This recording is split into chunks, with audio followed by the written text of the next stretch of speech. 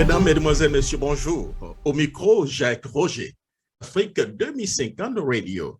Et tout à l'heure, nous allons donc avoir notre invité. Il s'agit donc de Madame Assatou Bari. Madame Assatou Bari est hôtesse de l'air à Sky. Elle a travaillé pendant 11 années. Embauchée depuis 2010, elle s'est fait donc limoger dans des conditions encore assez difficiles à comprendre en 2011 pour un plat de riz. Madame Bari, qui a travaillé pendant 11 années dans des conditions assez difficiles, harcèlement sexuel, la direction a été d'ailleurs informée.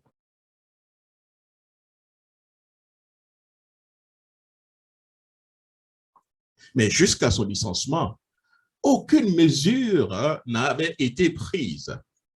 Alors tout à l'heure, nous allons donc avoir notre invité pour nous expliquer sa mésaventure dans cette compagnie panafricaine, iSky.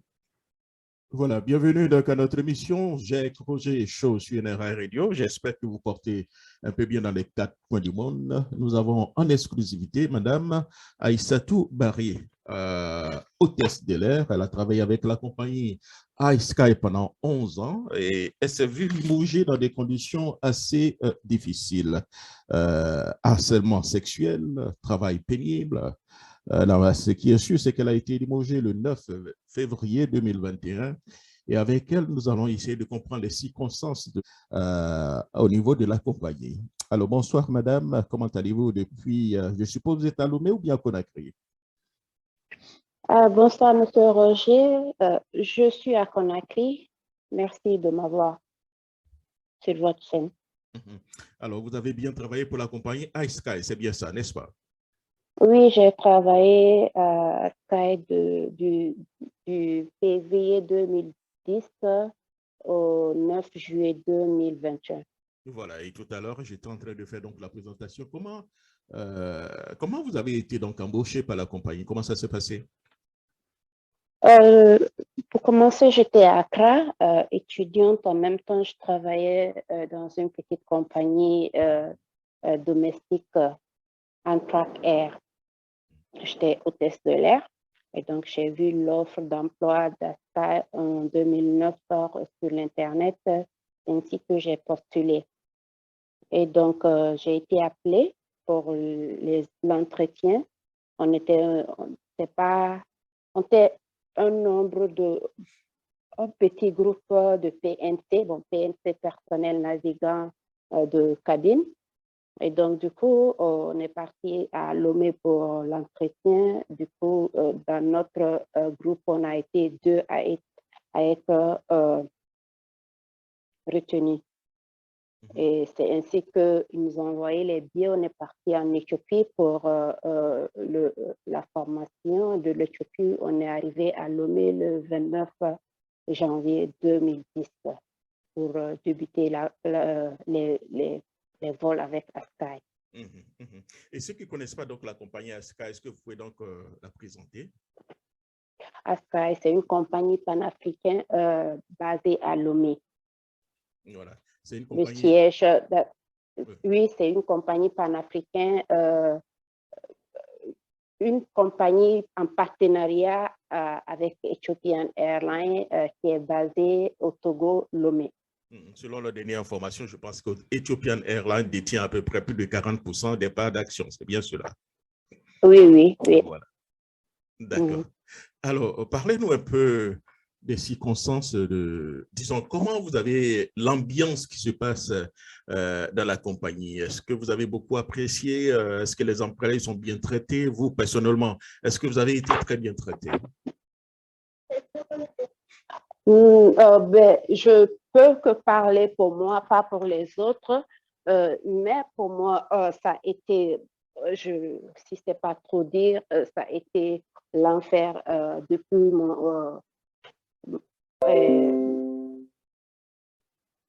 depuis que je suis arrivée à Asky. L'enfer, hein? L'enfer, c'est-à-dire, c'est quoi? Pendant 11 années d'enfer, c'est ce que vous êtes en train de nous dire? Oui, parce que j'ai jamais eu la paix. Mes collègues peuvent témoigner, ceux qui seront sincères pourront témoigner. Ça a été vraiment des humiliations sur les humiliations. Ils ont piétiné à ma dignité, à tout ce qu'il faut. C'est-à-dire, ils m'ont figé tous les noms qu'il faut. Ça n'a pas été de bonnes expériences pour moi dans cette boîte. Mais pourtant, l'expérience a duré pendant 11 ans. Pourquoi vous êtes resté pendant 11 ans dans l'enfer, madame? Honnêtement, moi, je ne saurais vous dire, mais j'étais là. Je n'arrivais pas à partir, je n'arrivais pas à bouger. Je n'avais pas la paix, mais je ne sais pas. Je n'arrive pas non plus à quitter. Et quand vous dites que vous n'avez pas la paix, à quoi faites-vous allusion? Qu'est-ce qui s'est réellement passé? Bon, déjà, dès que je suis arrivée là-bas en 2010, j'étais la plus jeune de ma promotion. Parce que au début, la compagnie a souhaité recruter des gens qui ont des expériences pour débuter, pour démarrer la boîte. Donc, du coup, j'étais la plus jeune dans ma promotion. Et donc, du coup, ça a commencé là-bas. Les harcèlements sexuels. Vous aviez quel âge en ce moment? J'ai 38 ans. Non, non, au moment où vous aviez commencé, donc vous étiez dans l'ordre de 25, c'est ça, 23, 24, 25 Oui, ans? oui, Okay, oui. Donc, il n'y avait que des jeunes, les anciens de Air Sénégal, les anciens de, comment on appelle, de Air Afrique, de Air Afrique. Voilà, et un peu partout, ils ont pris un peu partout, quoi, parce que c'est une compagnie panafricaine, donc ils ont souhaité recruter d'un peu partout des nationalités. Et moi, j'étais la seule Guinéenne dans la boîte. Et donc, ça a commencé par des harcèlements déjà sexuels. Moi, je dis que non, je ne suis pas arrivée dans cette boîte pour ça. Je suis venue pour travailler. Même si je devais avoir comment on appelle, une relation avec quelqu'un. Ça devait être, ça devait venir de moi, pas qu'on me le force. Donc, du coup, ça a été des harcèlements. La dernière fois... Quand vous dites que vous avez été harcelé par qui, est-ce qu'aujourd'hui, vous pouvez nous dire quels sont ceux qui étaient peut-être responsables de tout ça? Oui, bon, je préfère encore ne pas citer tout le monde, mais le principal, c'était mon chef hiérarchique direct. Et comment il s'appelle? Et M. Ndiaye Badara. Monsieur quoi, Badara, c'est ça? Oui, Ndiaye Badara. Ndiaye Badara, OK. Oui, donc il m'harcelait de gauche à droite. Donc, du coup, j'ai tenu à... La dernière fois, il m'a appelé. Bon, il me fatiguait avec les demandes d'explication. Quand j'ai refusé, maintenant, ça venait avec les demandes d'explication. Vu qu'il n'arrivait pas à m'avoir, il me donnait des demandes d'explication jusqu'à ce que, en 2015, il m'a carrément débarqué d'un vol pour ma coiffure. Et je l'ai expliqué que cette coiffure, ce n'est pas aujourd'hui, je l'ai faite. Je l'ai fait. D'ailleurs, j'ai fait 7 vols avec. Et donc, mais il ne m'a pas écouté, il m'a débarqué. Il voulait seulement m'humilier partout où je passais. Il voulait m'humilier parce que bon, il a le pouvoir, donc utiliser son pouvoir pour m'humilier. Donc, du coup, ça c'était trop. Il avait touché, il était allé trop loin, donc du coup, j'ai tenu à informer la direction. J'ai été à la direction. Avant de parler de votre lettre, certainement à la direction, quand vous parlez donc qui vous harcelait sexuellement, qu'est-ce qu'il faisait concrètement ou bien qu'est-ce qu'il disait concrètement? Il disait, c'est Jacques te draguer, il veut sortir avec toi. D'ailleurs, il est connu pour ça. Hein. Tout le monde, il y a deux ou trois filles même qui sont parties de là-bas parce qu'elles n'ont pas pu tenir. Donc, du coup, elles sont parties. Il est connu de ça. C'est-à-dire, chaque promotion, il voit quelqu'un qui refuse, ça devient autre chose pour toi. Ça devient l'enfer. Donc, ce sont des avancements, c'est au travail. Il faisait la pression pour avoir des rapports avec vous. C'est bien ça, madame? Bien sûr, c'est ça. D'accord. Et là, maintenant que vous n'en pouviez plus, vous avez tenu à informer la direction, c'est bien ça? Oui, j'ai tenu à informer la direction. Je suis allée à la direction le jour qu'il m'a débarqué. du vol, je suis allée à la direction. J'ai vu le directeur des ressources humaines et je suis Et son allée nom, le directement directeur vers des ressources humaines, son nom? Monsieur Francis Attiobé. Francis Attiobé, c'est ça. Ouais. OK. Donc, je suis allée vers lui, je l'ai expliqué. Du coup, lui-même, il m'a recommandé d'écrire, de faire un rapport. Et vous Donc, l'avez quand fait? Oui, j'ai fait le rapport et je l'ai déposé. Ça a été signé par lui, reçu par lui et signé. Et il a mis le tampon. Et qu'est-ce qui s'est passé? Pendant... Qu'est-ce qui s'est passé une fois qu'ils ont reçu le rapport? Est-ce que vous aviez été convoqué, monsieur, je pense que vous avez dit, monsieur Badara, a-t-il été aussi convoqué? Est-ce qu'il y a eu une confrontation? Comment ça s'est passé après? Non, il n'y a pas eu une confrontation, rien, jusqu'au jour d'aujourd'hui. Ça a été encore pire pour moi. Pire pour moi dans la boîte parce que après ça, il n'a rien dit. Il s'est assis sur le rapport. Il n'a rien dit jusqu'au jour d'aujourd'hui. Il ne m'a pas parlé du rapport. Donc, après ça... Madame, vous avez été abusé, hein, on peut le dire, et vous avez écrit, vous avez informé la direction, et la direction n'a rien fait, et vous avez continué à subir, si vous voulez, les humiliations dans cette entreprise. C'est bien ça, madame? Oui, ça a même été pire après que j'ai dénoncé l'abus du pouvoir de mon chef hiérarchique direct. Ça a été pire après. Quand vous dites ça a été pire, donc, du coup, maintenant, les demandes d'explication, sans me rendre compte que c'est des amis. Le directeur des ressources humaines, c'est un ancien de RK, c'est un ancien PNC de RK. Donc, du coup, sans me rendre compte qu'ils étaient ensemble là-bas, c'est un clan. Ils se sont mis sur moi maintenant et les demandes d'explication se multipliaient maintenant. Depuis là, je n'avais pas connu l'enfer jusqu'en 2015, que ça a même empiré après que j'ai fait le rapport. Et donc, la série d'harcèlement sexuel, ça remonte à quand? 2015, vous l'aviez dit, c'est ça? 2010. Mais bon, après avoir fait le rapport, là, la série d'harcèlement sexuel a arrêté. Mais maintenant, ils utilisaient d'autres moyens pour me nuire, pour me salir. C'est-à-dire, d'autres moyens, qu'est-ce qu'ils faisaient? C'est-à-dire, ils complotaient. Il y a une fille qui est dans la boîte, une hôtesse d'ailleurs. Bon, je ne m'aurais pas rentré dans ce sens-là. Il y a une hôtesse qui est là, qui est amie vraiment à Badara, et chaque fois, il voulait me punir ou bien m'humilier, il passait par elle pour m'atteindre. Et son nom? Le nom de l'hôtesse? Astou-Touré.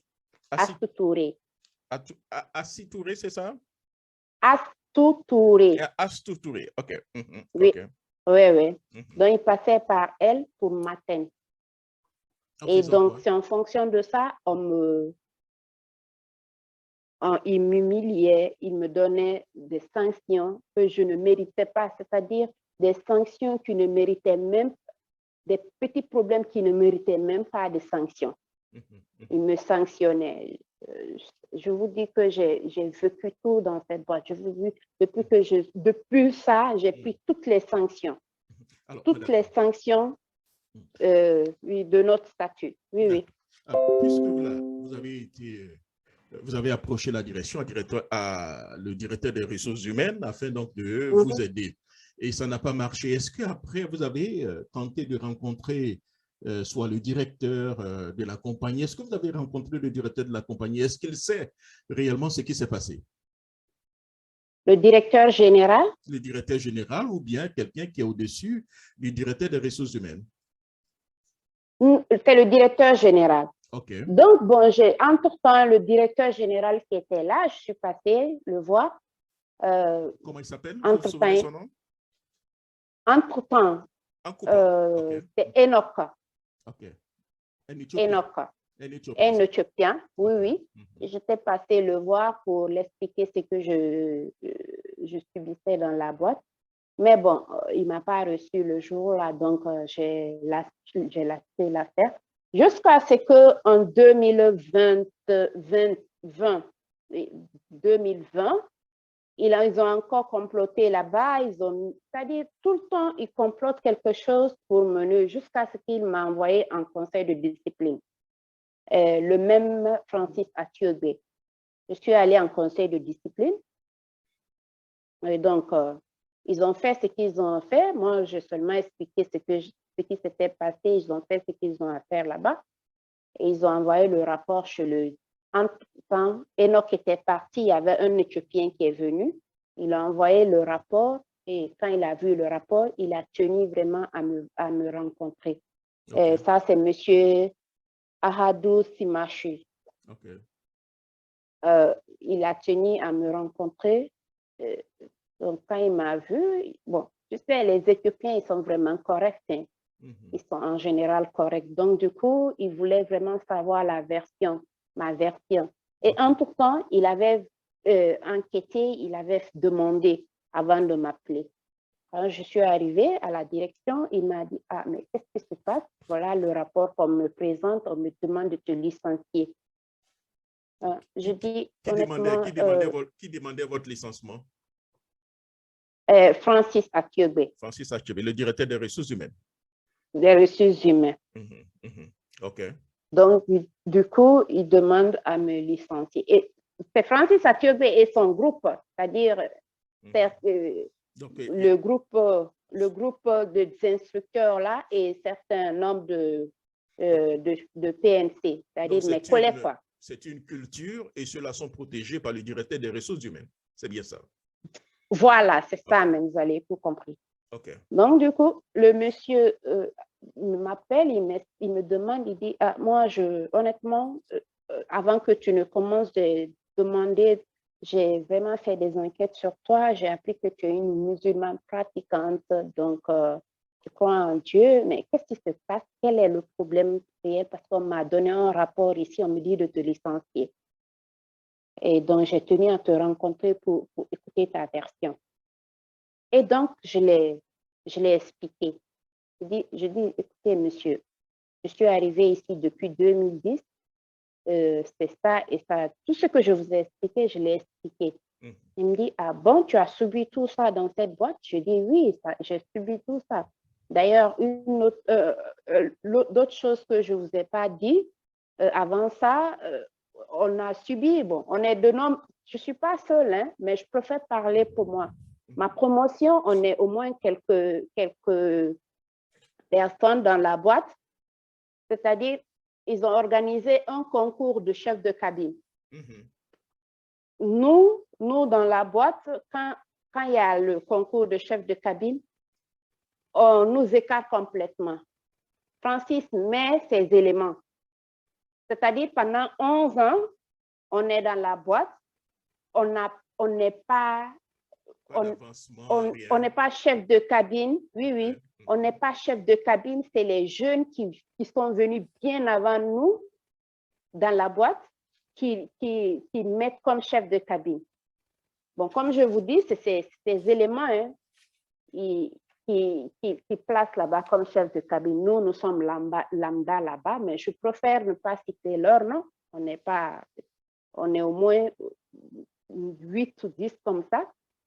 Ils préfèrent nous parler pour moi et ne pas toucher pour les autres. Et je l'expliquais tout ça. Je dis, vous avez vu comment on est frustré dans la boîte.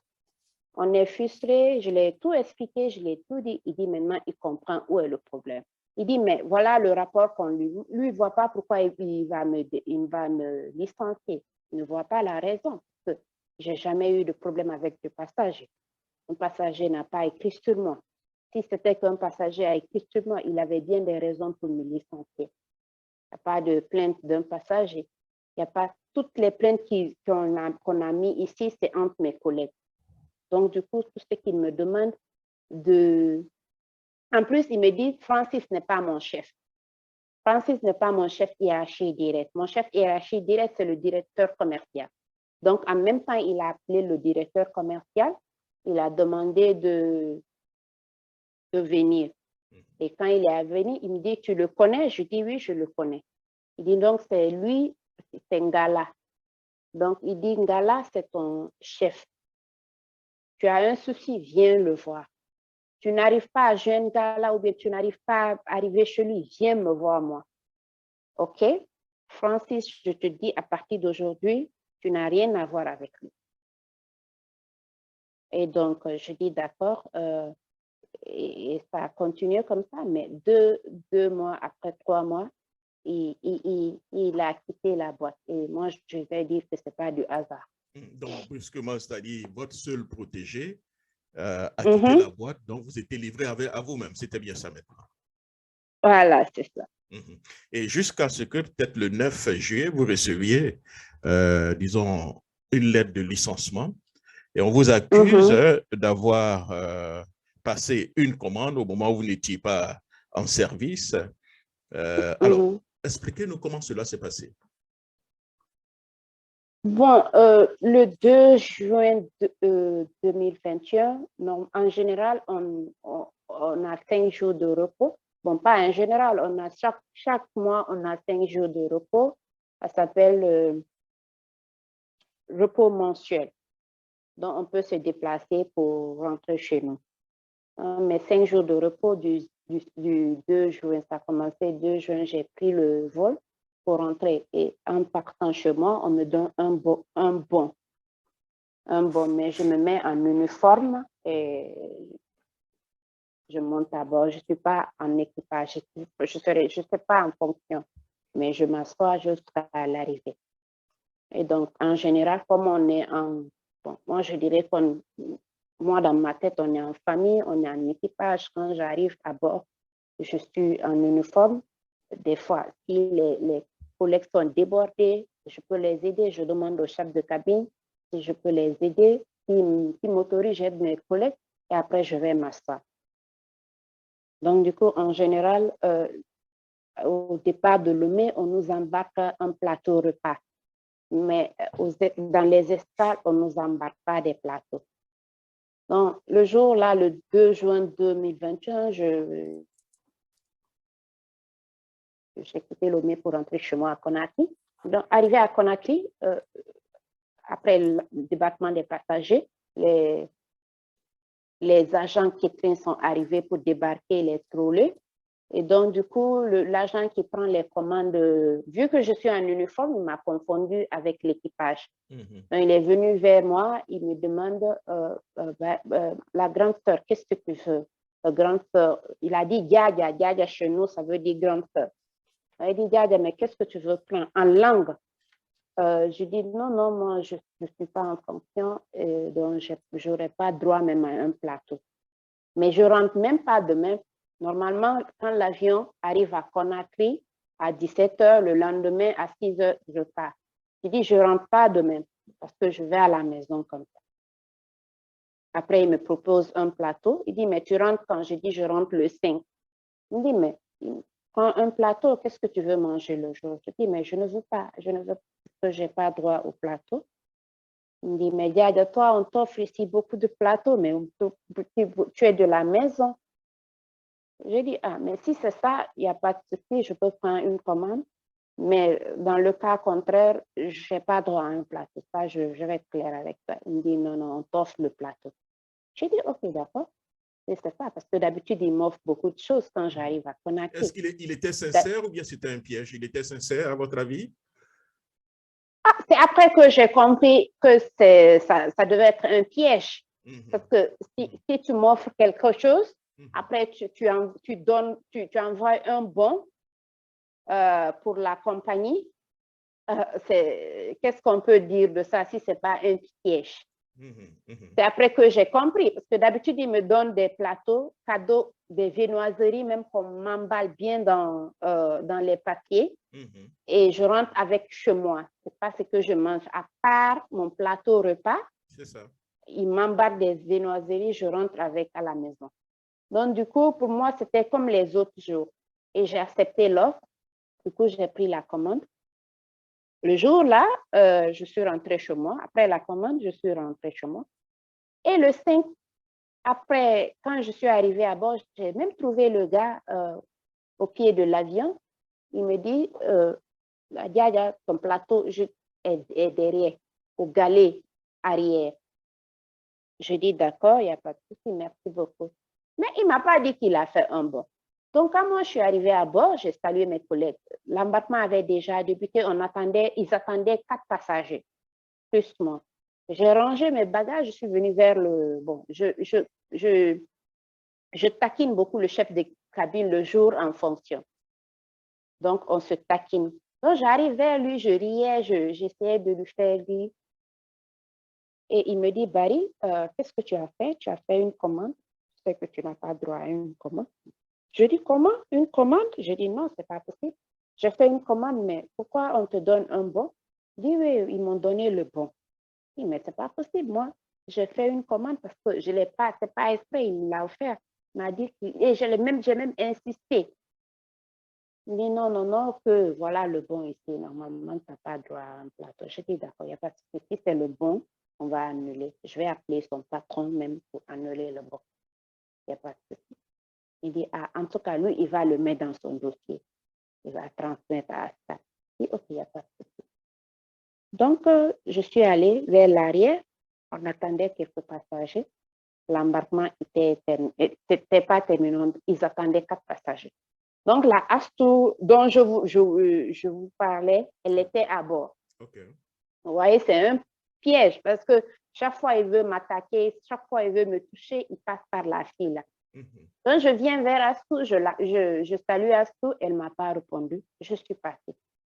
Et le collègue, le second, Kotor et le chef, l'instructeur même en question, l'instructeur en question était à bord. Il y avait un instructeur à bord, Kader, qui était en instruction avec Astouré. Donc, je les ai salués et je me suis installée à côté. Donc, après l'embarquement,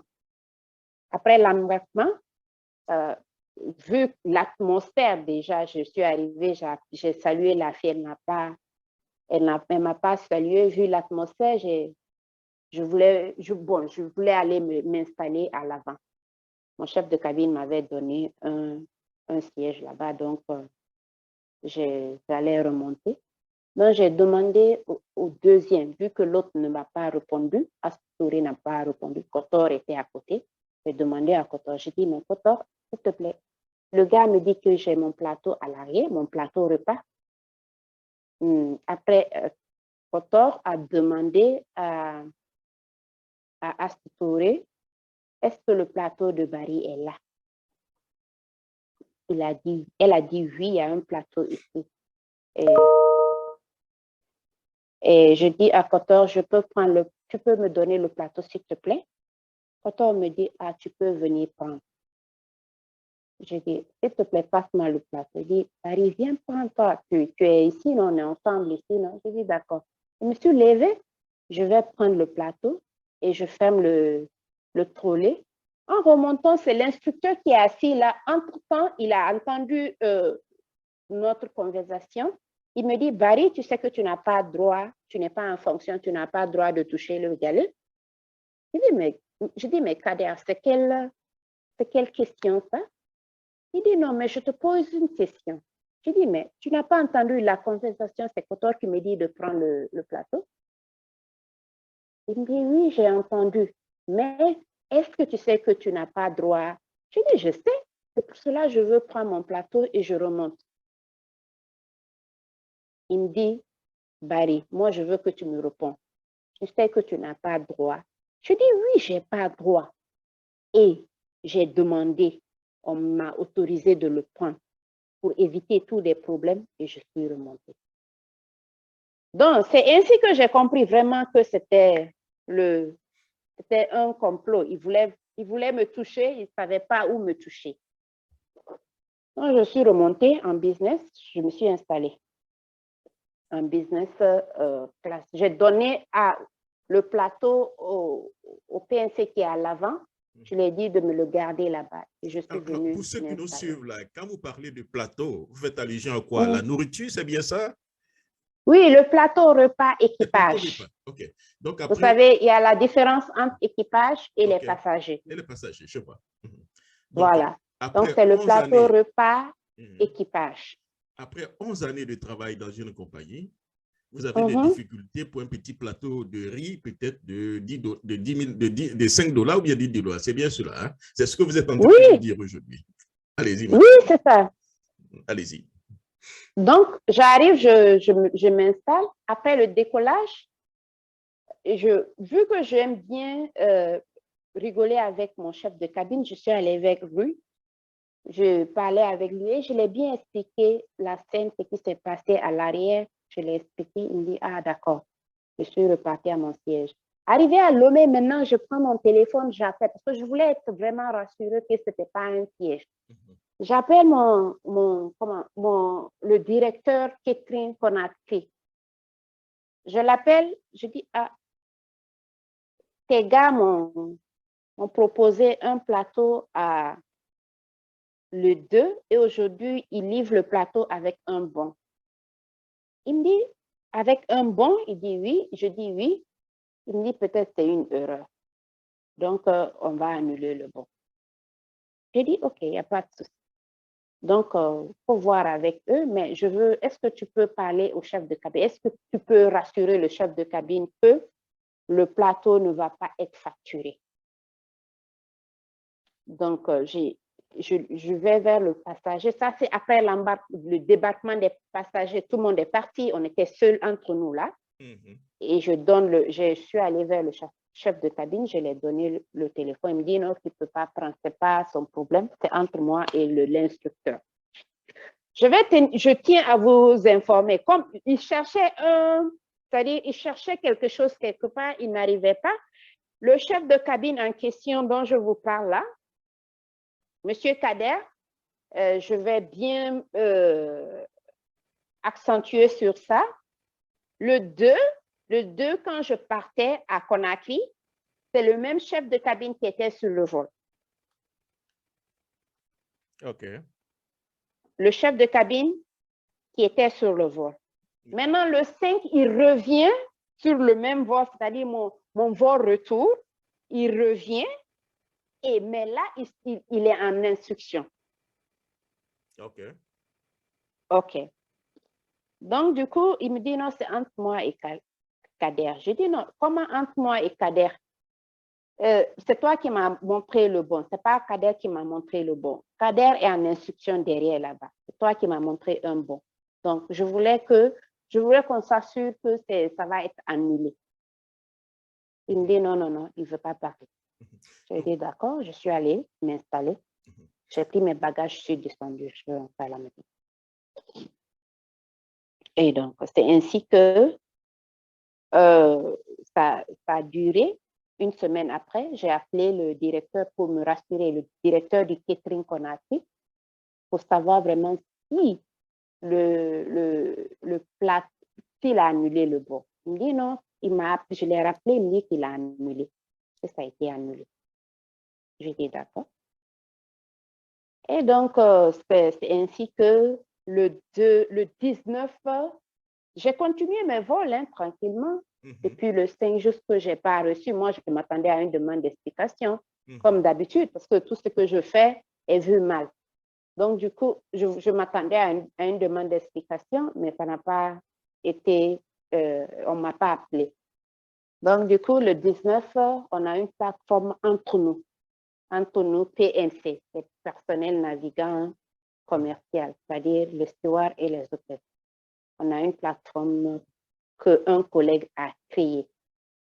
Donc, du coup, les messages passent, les messages de la compagnie passent. Et il y a des messages religieux, il y a tout. On passe les messages, quoi. Il y a tout et rien sur cette plateforme. Donc, du coup, moi, un message religieux, je suis musulman. J'ai passé un message religieux. Et donc, quand j'ai passé le message religieux, mon chef de cabine, mon chef hiérarchie direct, le PN, le inflat manager écrit, il me dit, Barry, c'est adressé à qui? À tous les PNC. Je dis, Monsieur Roger, avec tout le respect que je vous dois, c'est adressé à qui se voit dans le message. J'ai tous les messages, je ne les ai pas effacés. Donc, du coup, la même Astou Touré là sort. elle replique. Elle commence à rire. Hein? Elle dit, d'accord, on commence à voir maintenant les personnes qui se sont dans le message. Ils se présentent, Monsieur Roger. Et c'est parti comme ça, c'est parti comme ça, c'est parti comme ça. À un moment donné, je pense le lendemain, je vois un message, je revenais d'un vol, je vois un message qui me menace, message de Francis Akiogbe qui me menace. Il considère la plateforme professionnelle. Il me menace dans le message. C'est mon nom qui était dans le message. C'est genre, il m'humiliait. Okay. C'est un message qui m'humiliait. OK? Mais j'ai répondu, j'ai dit, mais attendez, on est où? Il dit, la direction générale interdit ça, ça. Je dis, mais c'est un message, on est dans une plateforme entre nous. Maintenant, comment vous vous permettez de m'envoyer un message là où vous citez mon nom pour me dire que c'est une plateforme professionnelle? Mais il y a des gens qui s'insultent mère et père dans cette plateforme. Tu as déjà menacé quelqu'un? Et là, c'est parti. Mes messages, je les ai. Et après 2 jours, je pense, oui, après 2 jours, on m'envoie une demande d'explication que je suis en train d'insulter des gens dans la boîte. Qu'est-ce que j'ai dit dans mes messages? Où sont les injures? J'ai répliqué, je dis, je ne sais même pas de quoi vous parlez. On me parle déjà, le point 1, c'est le plateau que j'ai commandé à Conakry. Et le 2, que j'ai insulté des gens, des collègues, dans une plateforme professionnelle. J'ai répondu, j'ai dit, je ne sais pas, j'ai expliqué pour le repas, j'ai dit, je n'ai rien commandé. Et le deuxième point, je ne sais pas de quoi vous parlez, parce que c'est une plateforme où on envoie, moi j'ai vu des messages de sexe là-bas. Donc, si vous considérez cette plateforme comme plateforme professionnelle, je ne sais pas de quoi vous parlez.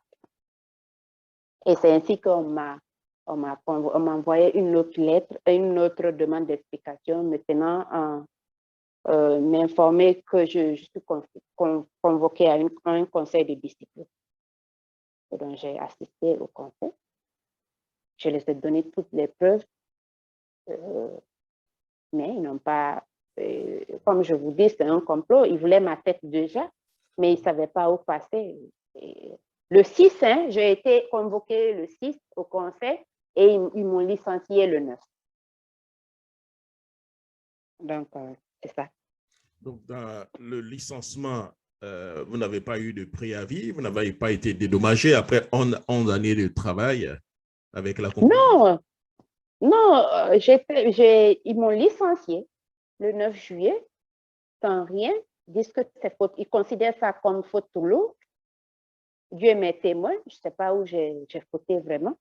Parce que dans cette boîte, je vous assure que j'ai vu un chef de cabine frapper un passager, déchirer son habit sur un de mes vols.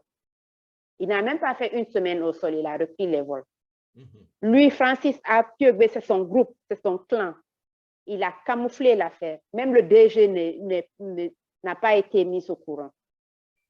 Une hôtesse qui allait voler là-bas au Libéria, tout le monde le sait dans la boîte. Elle n'a jamais été licenciée. Maintenant, pour un plateau de repas, pour des échanges dans une plateforme, soit d'après lui, une plateforme professionnelle, qu'on me licencie. C'est qu'ils voulaient ma tête depuis. Et dans le licenciement, ils disent que vous avez reçu un avertissement verbal en 2011. Vous avez reçu une mise à pied de 3 jours en novembre 2016.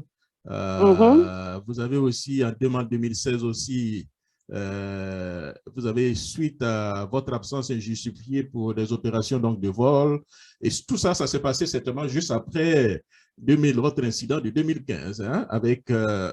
Badara. Et ensuite, une suspension selon eux de billets réduit en 2019.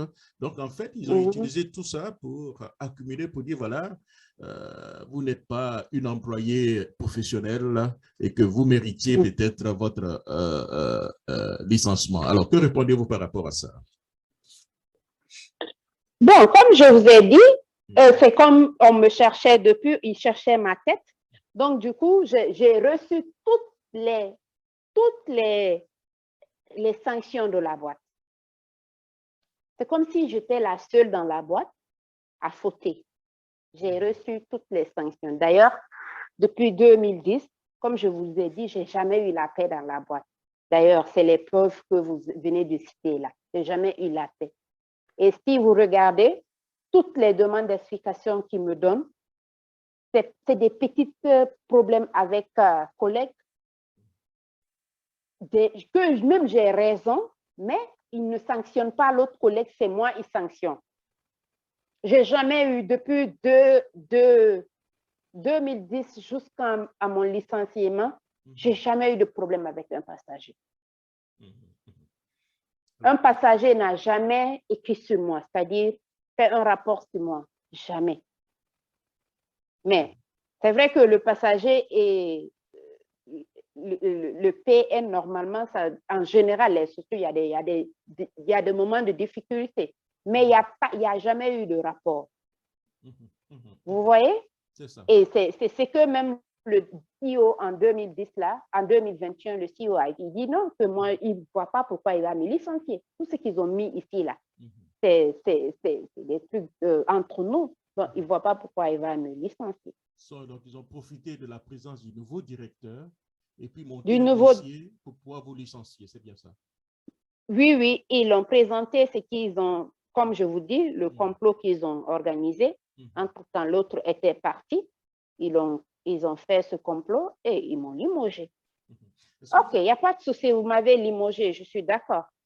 Mais ne mettez pas ça dans le cadre des fautes lourdes. Vous avez tenté vous voulez que je parte de la boîte, je vais partir dignement même. Et donc, payez-moi mes droits. Mais ce qui est derrière encore toutes les personnes qui me connaissent, quand ils les demandent après moi, ils donnent une version. Ils donnent une version, elle est ça, elle ne s'entend pas avec telle personne, elle ne s'entend pas avec telle. Est-ce que j'ai besoin de m'entendre d'ailleurs avec quelqu'un pour travailler dans une boîte? Il faut être professionnel, on est professionnel. Ils peuvent tout toucher. D'ailleurs, toutes les sanctions que j'ai reçues dans la boîte, il n'y a pas où on peut parler de mon travail. Ils ne peuvent pas toucher mon travail. Ils ne peuvent pas toucher à la professionnalité que j'ai. Ils ne peuvent pas. L'expérience que j'ai, ils ne peuvent pas. Je suis les procédures comme il faut. Donc, c'est des petits problèmes. Non, celle a dit ça. Moi, j'ai toutes les lettres, j'ai toutes mes sanctions. C'est basé sur quoi? Qu'est-ce qu'on me reproche? C'est mon savoir-faire, mon savoir-vivre. Qu'est-ce qu'ils me reprochent? Eux-mêmes, ils ne savent pas. Donc, j'ai été recrutée en tant qu'expatriée. Après le 9, ils m'ont licenciée. Sans rien, j'étais abandonnée là-bas de moi-même. Si je n'avais pas les économies, j'allais mourir. Ou bien je ne sais pas comment j'allais faire, mais la compagnie m'a abandonnée. Pourtant, je vais vous rappeler un point. Quand je venais dans la boîte en 2010, c'est eux qui ont même payé mes frais de déménagement. OK? Ils nous ont donné des kilos, 600 kilos chacun dans nos affaires. Chez nous, c'est-à-dire moi, ils m'ont d'Accra à Conakry, pardon, autant pour moi. D'Accra à Lomé, c'est 600 kilos. C'est ainsi que j'ai déménagé mes affaires petit à petit. Maintenant, quand ils m'ont limogé, ils m'ont laissé sans rien. Pourtant, dans le règlement, tu ne veux plus de moi. J'ai droit à un billet, retour chez moi. Tout ça, ils n'ont pas considéré. J'ai été abandonnée comme ça. Si je n'avais pas mes économies, j'allais vraiment me perdre. Donc, c'est ainsi que j'ai pris mon billet. Pendant 6 mois, j'étais là-bas. Hein. Je voulais voir vraiment là où ça allait arriver. 6 mois, du 9 juillet jusqu'au 3 juillet. J'ai quitté Lomé le 3 juillet, janvier autant pour moi, 2022 pour rentrer chez moi. Mais je vais retourner parce que j'ai encore mes affaires là-bas. Il faut que je libère la maison. Imaginez-vous, du 9 juillet jusqu'à aujourd'hui, je paye le loyer. Il n'y a pas de, j'ai pas d'entrée. Forcément, mes revenus vont, pas mes revenus, mes économies vont finir. Est-ce que vous avez tenté une médiation et cherché à rencontrer certainement le nouveau directeur afin que vos droits soient payés? Vous avez tenté de rencontrer afin que vous lui expliquiez un peu votre mésaventure dans cette compagnie depuis 2010, le nouveau directeur? J'ai essayé de... Bon, d'ailleurs, quand ils m'ont licencié, moi, je pense qu'ils voulaient m'humilier comme ils ont l'habitude de me le faire. Comme ils ont l'habitude de faire. Ils voulaient m'humilier, toucher à mon ego, vu qu'ils n'arrivaient pas à me manipuler dans la boîte. C'est-à-dire, dans la boîte, ils manipulent, surtout le clan de personnes là, le groupe de Francis Atiogbe. Ils manipulent les gens, c'est un manipulateur. OK? Et je vous jure, lui, Francis en question, c'est pas ce qu'on m'a dit, c'est ce que j'ai vu, parce que ça, c'est ma force, ça. Je mens pas, je dis ce que je vois. Donc, du coup, Francis, sur 10 hôtesses qu'il recrute, il va toucher les 5. On les appelle d'ailleurs les hôtesses de canapé. Quand elles arrivent à bord, elles sont là, elles ne foutent rien. C'est des espions. C'est des espions. Elles sont des espions dans la boîte. Elles seront derrière toi. Tout ce que tu vois faire dans la boîte, direct, dès qu'on atterrit, elles vont prendre leur téléphone pour appeler Francis. Donc, du coup, quand j'ai été limogée, j'ai demandé à... C'est les délégués d'ailleurs qui m'ont appelé. Un des délégués qui m'a appelé, c'est dommage, mais bon, c'est possible qu'on te reprend, mais tu dois t'excuser. Je dis, m'excuser, si tu t'excuses, on va te réintégrer dans la boîte. Je dis, m'excuser? Je dis, non, qu'est-ce que j'ai fait pour m'excuser? Elle me dit, non, et puis on va seulement faire une lettre d'excuse et puis ils vont te prendre. Ils vont te reprendre. Je dis, non, je ne vais rien faire, c'est fini. C'est que c'est la fin de mon aventure. Je dis, toi-même, tu as vu, j'ai tout enregistré. Je t'ai montré parce qu'à un moment donné, dans la boîte, j'ai tout enregistré. J'ai enregistré tout pour me protéger. Et j'ai compris dans le monde dans lequel j'étais. Donc, j'ai enregistré tout pour me protéger. Maintenant, au conseil, je vous ai tout montré. Si vous n'avez pas confiance en moi, pourquoi on va travailler encore? Mais on va se séparer, c'est bon. Je pense que c'est ma fin. Je ne vais pas m'excuser, je n'ai rien fait. Et c'est ainsi que je suis partie. Dans le contrat qui vous lie à la compagnie, c'est écrit en article 19 que le présent contrat peut être résilié sans délai ni préavis pour une faute lourde, sous réserve de l'appréciation. Est-ce que vous considérez avoir commis d'abord une faute lourde? Est-ce que vous expliquez la faute lourde, c'est quoi exactement? Je ne sais pas. C'est du fait que j'ai commandé un plateau, c'est ça la faute lourde. Et le plateau, la valeur de ce plateau, c'est combien à peu près? Est-ce que ça dépasse 10 000 CFA? Ça doit être 5 000 CFA ou 10 000. Donc, après 11 années, vous êtes limogé pour un plat de riz, on peut le dire, de 5 000 francs CFA. C'est ça. Et, nous allons parler aussi d'un autre aspect de votre vie de tous les jours, depuis votre licenciement jusqu'à maintenant. De quoi vous vivez? Est-ce que vous avez déjà repris des activités? Parlez-nous un peu de ça. OK. Au fait, après mon licenciement, j'ai voulu me reposer un peu. Donc, j'ai souhaité prendre des cours d'arabe ici dans une université à Lomé. Donc, du coup, chaque matin, je me réveille, je vais au cours, mais depuis un moment, je constate que je suis suivie. Donc, c'est comme si ma vie était menacée dès que je sors de mon appartement. je sors la voiture, il y a des motards constants qui sont arrêtés là. Il y a même une voiture qui est là, qui me suit partout. C'est les mêmes personnes qui me suivent. J'arrive à l'école, ils sont là. C'est-à-dire, c'est des motards, je les ai repérés. Vu que je peux pas prendre à distance les photos, donc j'ai pas de preuves concrètes ou visuelles pour vous montrer. Mais sinon, je me sens pas, ma vie est menacée. Quand vous dites votre vie est menacée, madame, c'est-à-dire que vous sentez ça directement ou bien c'est l'impression que vous avez? Je sens ça directement parce qu'ils me suivent. Est-ce que vous avez C'est arrêté presque... la police? Vous avez arrêté des gens? Non, j'ai dit à 2 ou 3 personnes, deux de mes frères qui sont avec moi ici à Lomé, bon, pas des frères, des connaissances. Donc, je leur ai dit, je leur ai signalé, mais bon, pas la police, pour l'instant. Pour l'instant, je les ai pas, j'ai pas signalé. Et que, entre-temps, j'ai quitté Lomé et je suis à Conakry. Si vous sentez réellement que votre vie est menacée, pourquoi vous ne le signalez pas? Pourquoi? Je vais le faire. Là, je le signale. Je vous en parle parce que je dois repartir à Lomé pour libérer mon appartement.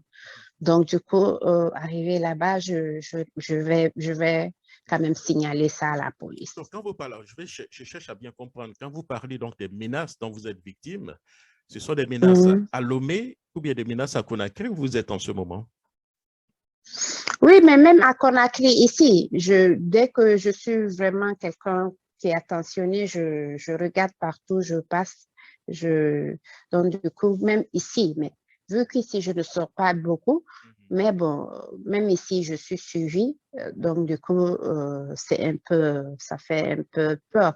Mais ici, je sais que je suis en sécurité. De toute façon, et même s'ils vont me suivre, c'est dans la rue, c'est mes pas. C'est pas jusqu'à aller m'agresser, mais à Lomé, je sais pas qui est qui peut faire quoi. Donc, j'habite seule dans un appartement. Ici, je suis à la maison. Je sais qu'il y a la sécurité à la maison, mais à Lomé, je suis dans un appartement.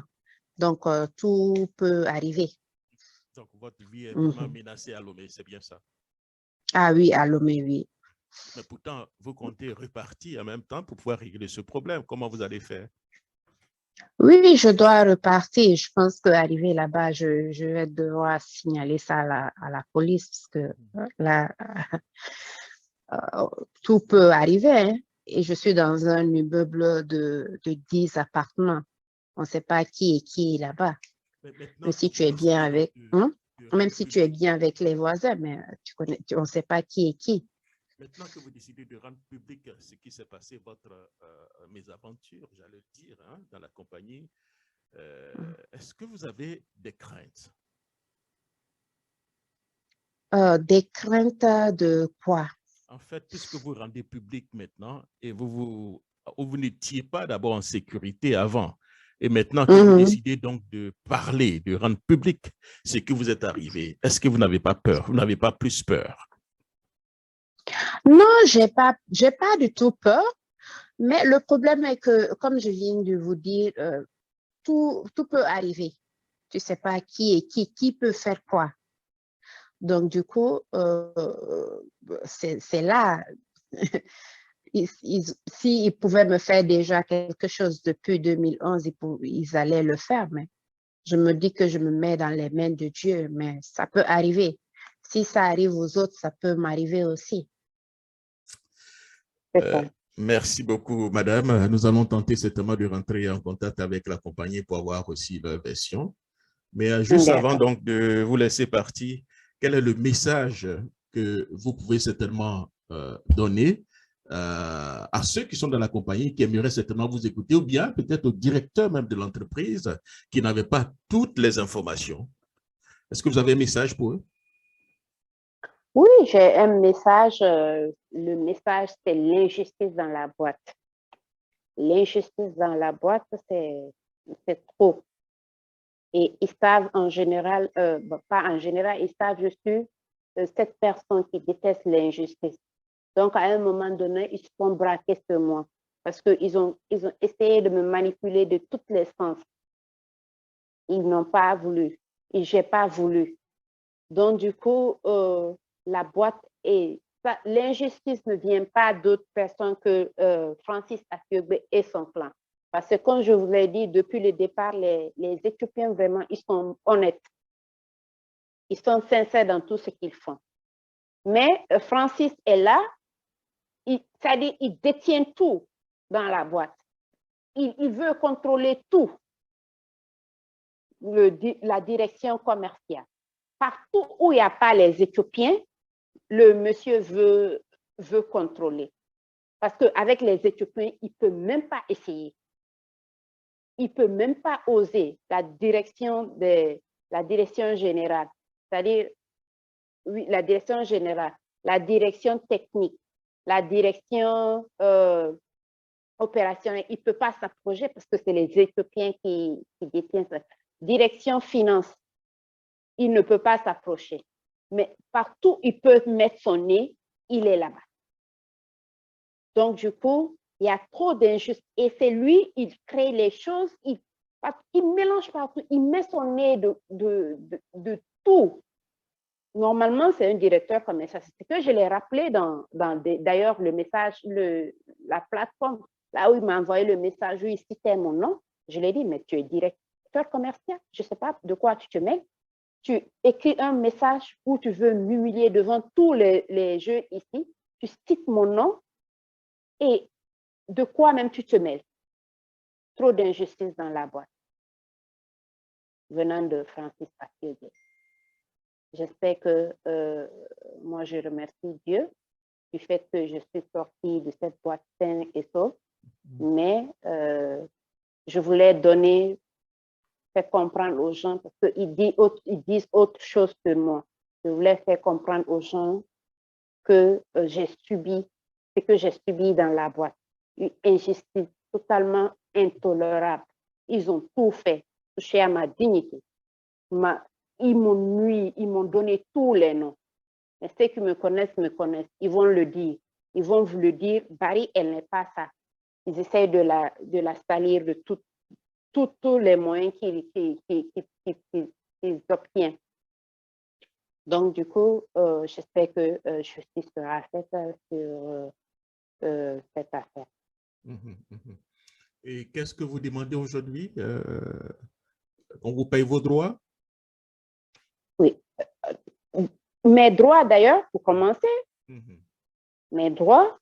Et là, je vais aller loin, parce que honnêtement, de vous à moi, 11 ans de carrière, mes reins sont brisés, mes tympans sont brisés. J'ai été traumatisée par Francis et son groupe. J'ai été traumatisée. Les gens, d'ailleurs, mes collègues sincères vous le diront. Ils le diront. Quand j'ai quitté dans la boîte, il y a d'autres qui m'appelaient, me disent, non, Barry, on te souhaite le meilleur. On te souhaite la paix que tu n'as jamais eue à Sky. J'ai eu des collègues qui m'ont envoyé des messages comme ça. Parce que je n'ai jamais eu de paix à Sky. Donc, c'est un peu ça. Je vais faire tout, je vais poursuivre. Je sais que je crois en la justice togolaise. Je crois fortement à la justice togolaise. Si la justice togolaise ne fait rien, il y a un autre moyen qui est la justice divine qui fera son travail, Inch'Allah. Ce qui veut dire que vous avez saisi déjà la justice togolaise, c'est bien ça? Oui. J'ai déjà saisi la justice togolaise, ça a déjà commencé. Mais bon, j'ai tenu à informer le public parce qu'il m'accuse de gauche à droite. Ça, c'est un. Le deuxième point, j'étais là-bas, j'ai été abandonnée de moi, seule.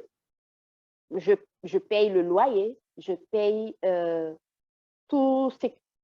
Comme vous le savez, je vivais quand même bien, ok? Je prenais soin de moi, tout ça là. Et donc, la procédure a commencé. Il renvoie.